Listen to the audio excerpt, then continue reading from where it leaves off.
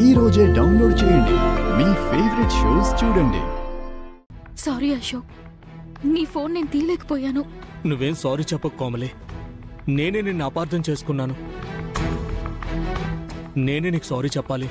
Sorry Komali. అయినా నువ్వు నన్ను అపార్థం చేసుకోవడం ఏంటి అశోక్? నేనేంటో నిన్నెంతగా ప్రేమిస్తున్నానో నీకు తెలీదా అశోక్? ఒక్కరోజు నీతో ఫోన్ మాట్లాడకపోతే నన్ను అపార్థం చేసుకుంటే ఎలా అశోక్? నేనెక్కడుంటున్నానో, ఏ సిచ్యువేషన్లో ఉంటున్నానో నీకు తెలుసు కదా అశోక్. సారీ కోమలి. నువ్వు ఒక్కరోజు నాతో మాట్లాడకపోయినా నేను తట్టుకోలేని నీకు తెలుసు కదా కోమలి.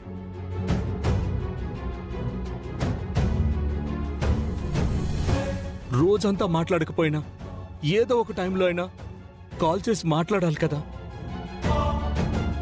కనీసం ఒక మెసేజ్ అయినా చెయ్యాలి కదా కోమలి.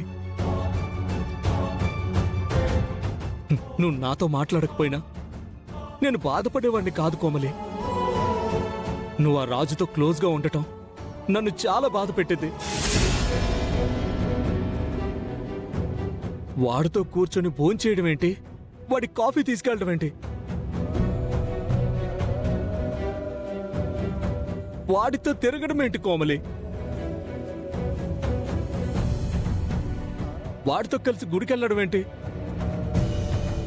ఇవన్నీ నీకెలా తెలుసు? మీరేమైనా చెప్పారా విజయాంబిక గారు? నేనేం చెప్పలేదు. నీకెవరు చెప్పారా అశోక్? ఆ రూప చెప్పిందా? కాదు, ఆ రాజు చెప్పాడు.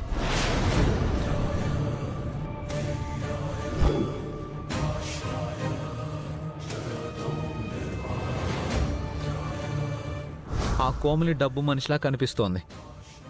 నీ దగ్గర డబ్బులున్నన్ని రోజులు నిన్ను ప్రేమించినట్టు నటించి నీకన్నా ఎక్కువ డబ్బులు చూసేసరికి ఇప్పుడు నన్ను సొంతం చేసుకోవాలని ట్రై చేస్తోంది.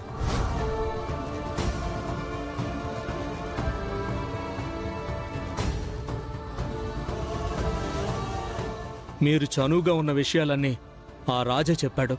కొన్నైతే వీడియోలు కూడా చూపించాడు.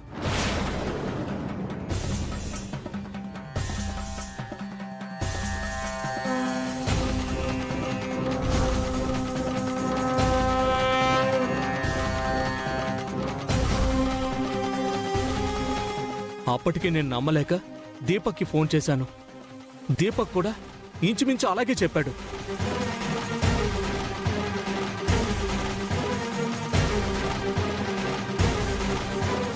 అప్పటికి నేను నమ్మలేదు. ఇంకా నమ్మకపోతే రేపు గుడికి రా, అక్కడ నీ కళ్ళతో నువ్వే చూద్దువు గాని అని చెప్పి ఈరోజు గుడికి కూడా పిలిపించాడు.